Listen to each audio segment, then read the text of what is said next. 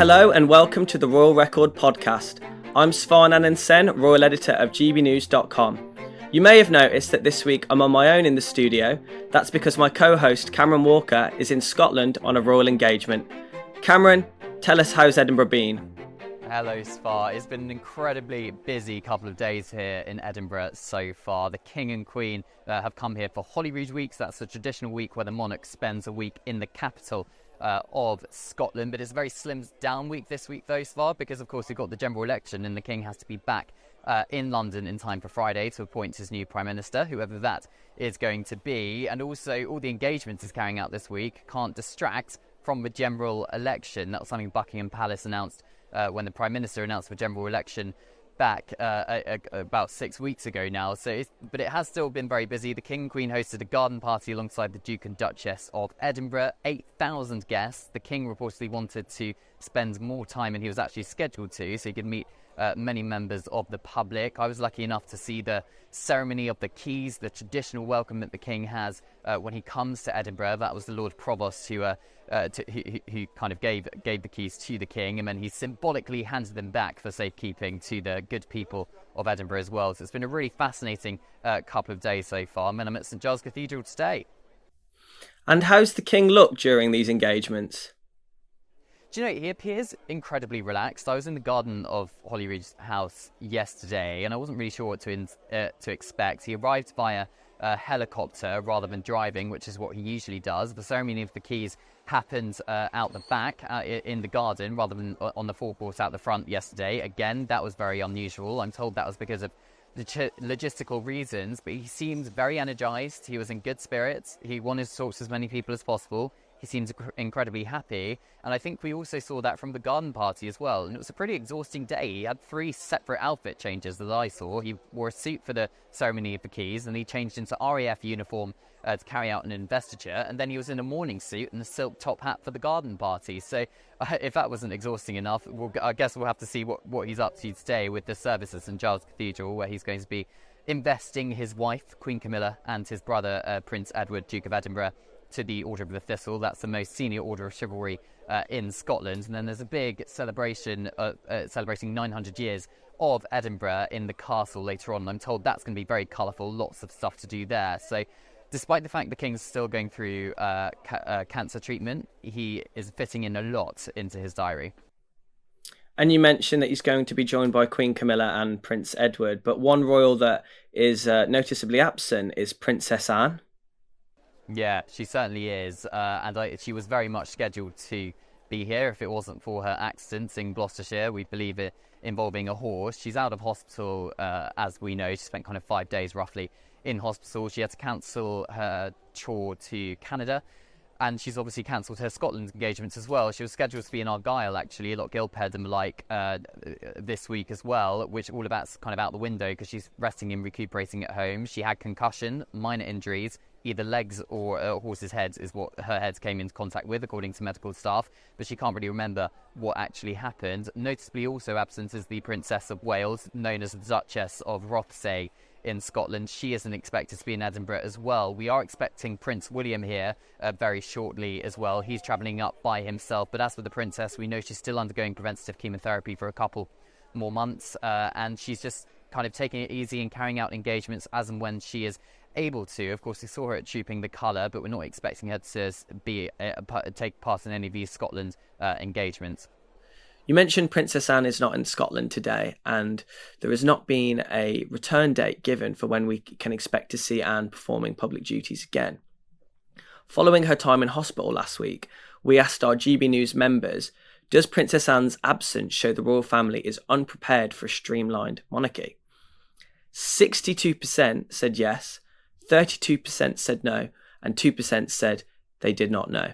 So that is an overwhelming majority that feel Princess Anne is currently playing a vital role within the royal family, and that the monarchy isn't prepared for her absence, and maybe that there would still be a gap there with just the younger members of the royal family plus King Charles and Queen Camilla.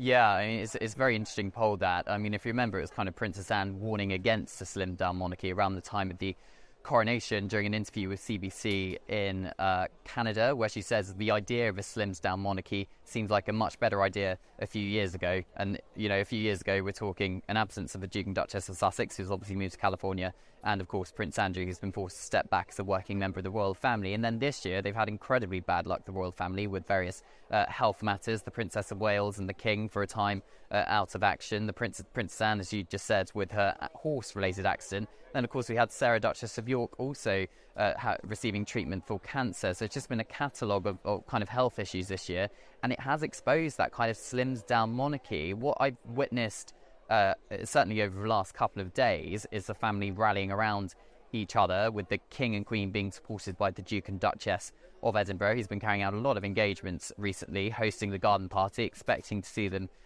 here today at St Giles Cathedral as well. Prince William stepped up a little bit, but at the same time, of course, he's been supporting his wife and 3 young children. But I think what we're seeing, what I've certainly noticed over the last couple of months, is the younger generations of the royal family stepping in informally as and when they're needed. So for the garden party at Buckingham Palace, for example, with Prince William hosted, the washout one, where it was raining very heavily, we had Zara Tyndall, Mike Tyndall, we also had Princess Beatrice, usually all of those kind of rallied around their cousin. So we saw that kind of thing going on, but whether or not it's a good thing, this kind of slimmed down monarchy, it's really up to King Charles if he wants to increase the number of working royals. I suspect it's not going to happen, because you need to be mindful of the burden on the taxpayer if there's more working members of the royal family. But I suppose never say never. It depends how many more unfortunate royal accidents we're going to have.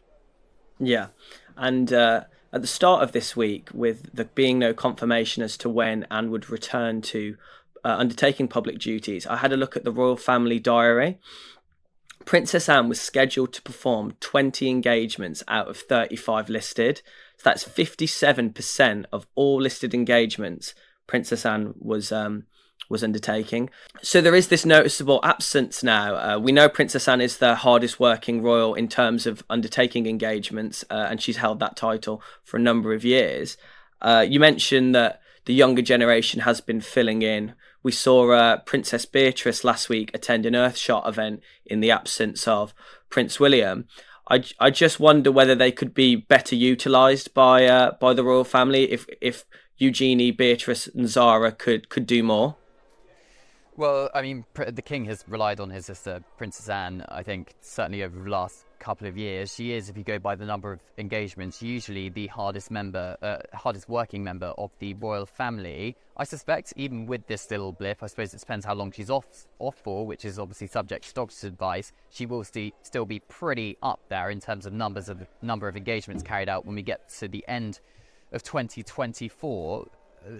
When it comes to Princess Beatrice, Eugenie, Zara and the rest of them, they kind of have their own lives and they have their own full-time jobs. It was certainly in the case of Princess Beatrice and Eugenie. They also have 3 extremely young children. They were never born to become queen or a working member of the royal family. They were perhaps always not going to be working members of the royal family.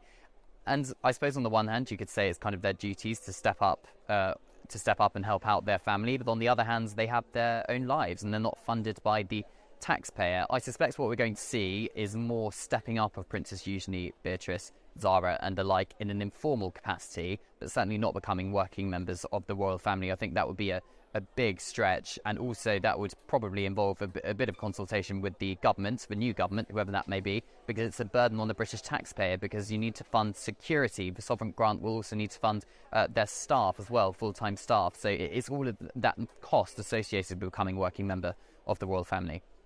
One royal that we haven't mentioned, that we did actually see at Trooping the Colour, was Lady Louise. Is she another option for Charles to integrate in the royal family in the coming years once she's finished her studies at St Andrews? Yeah, well, she's certainly taking after her late grandfather, Prince Philip, Duke of Edinburgh, with her carriage riding. She was spotted in Windsor, I believe, at the weekends, watched on by her mother, the Duchess of Edinburgh, and she had one of her male friends from University of St Andrews watching on and helping her out as well. So that was kind of lovely to see. Perhaps, I guess never say never. I think she's certainly got the work ethic of her late grandmother, Queen Elizabeth II, and indeed her father, Prince Edward, and Sophie, Duchess of Edinburgh, as well, her mother. But again, I think it's probably too early to tell. She's studying English at the University of St Andrews, suggesting to me that perhaps she would want perhaps a bit of a career for herself. It's an incredible burden being a working member of the royal family. I'm just going to turn over to my left here because I believe there's some people getting out of some cars. No working members of the royal family getting out there. Bit of a pause. Everyone got very excited then. We're not expecting members of the royal family for a while yet. We've obviously not seen the Princess of Wales since the Trooping the Colour. Would Wimbledon be the next likely engagement for Princess Catherine? Yes, so the Princess of Wales is president of the All England Lawn Tennis Club, Wimbledon in other words. And as you said, she does present the trophies to the winners. She did that last year. She brought her children to watch the tennis. Well, George and Charlotte, at least. She took over that role from Prince Edward, Duke of Kent, who's clearly approaching his 90s. He stood down from that role. Kensington Palace not ruled out whether she'll make an appearance, but what is very clear is that she, and as they've always said when they she announced that she had cancer and she was undergoing preventive chemotherapy, was if she feels well enough, if she feels able to, she will attend an engagement. And that's what we saw with Trooping the Colour. She was there. She looks amazing. I think the crowds are very excited to see her. Whether she will be at Wimbledon, we'll have to wait and see. There's certainly no pressure for her to attend, and it's certainly something that Kensington Palace is not going to perhaps give us a huge heads up on if that is the case. But what I'm getting the sense that those around the princess does not want unnecessary pressure to be put on her. So I think crowds at Wimbledon, it will be are just going to have to manage their expectations. Yes, it would be nice if she's there, but don't expect her to be there. As to whether someone will replace her and give the trophies out this year if the princess is unable to, maybe Prince William, maybe the Duke of Kent will come back because he's been out and about quite regularly. So I think it's just a wait and see on that one. Yeah, and you mentioned that Prince William could be an alternative, but there is a scenario where William has a diary clash where I think he'd be unable to attend the Wimbledon's men's final. So as we know, William is the president of the FA, the Football Association, and if England, which we hope they do, make it to the finals of Euro 2024, then the final is on July 14th, the same day as the Wimbledon's men's single event final. So I would imagine that William and possibly George and Charlotte would be in Germany to support Gareth Southgate and the team and hoping that they bring the trophy home. So if England do make it to the final of Euro 2024, it's unlikely that William would stand in. Yeah, I mean, I may be cancelled after this, but that's very optimistic, perhaps, of you. Some people would say for England to make the final. I think, to be honest, the royal family is very good at planning, and I'm sure there's lots of contingencies in place. And Prince William, to be honest, although he clearly goes to Wimbledon as a spectator very often, has not really been involved in any of the governance of it. So he could step in for his wife, but there's no kind of guarantee that would happen. But you're right. I think if England did make it to the Euros final, I think it's highly likely that he would travel to Germany to see that match as president of the FA. Yeah. And we've seen William and Kate make a major new appointment this week. Cameron, tell us a bit more about that. Yes, so the Prince and Princess of Wales have appointed the former boss of Tesco, Sir David John Lewis, as a director of their Royal Foundation. Now, that's the foundation that looks after all the Prince and Princesses' charity work. So the Princess's Early Childhood Foundation, raising awareness and supporting the early years to benefit society over the course of a couple of generations. Prince William with his Homewards project, which tries to demonstrate that homelessness can be ended within 5 years, as well as making it rare, brief and unrepeated. Conservation, all of that stuff, really important to the Prince and Princess of Wales. So they've appointed Sir David as a director. As I said, he has 30 years of leadership experience, obviously at Tesco, but he's also director of WWF UK, so the World Wildlife Fund. So he's got some environmental and conservation credentials, which could please Prince William as well. So I think it's a very interesting appointment, having somebody of this high profile with a lot of business experience into the Royal Foundation. And it reminds me actually of, do you remember before the princess became ill, where we found out that the Prince and Princess of Wales were looking for a chief executive to run Kensington Palace rather than the traditional private secretaries? Is kind of again on that business theme, isn't it? So it'll be interesting to see what exactly Sir David gets up to, what he's tasked with, and how he is going to help the Prince and Princess with their charity work.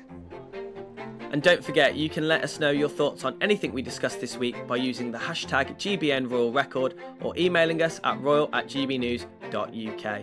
Any final thoughts from you, Cameron?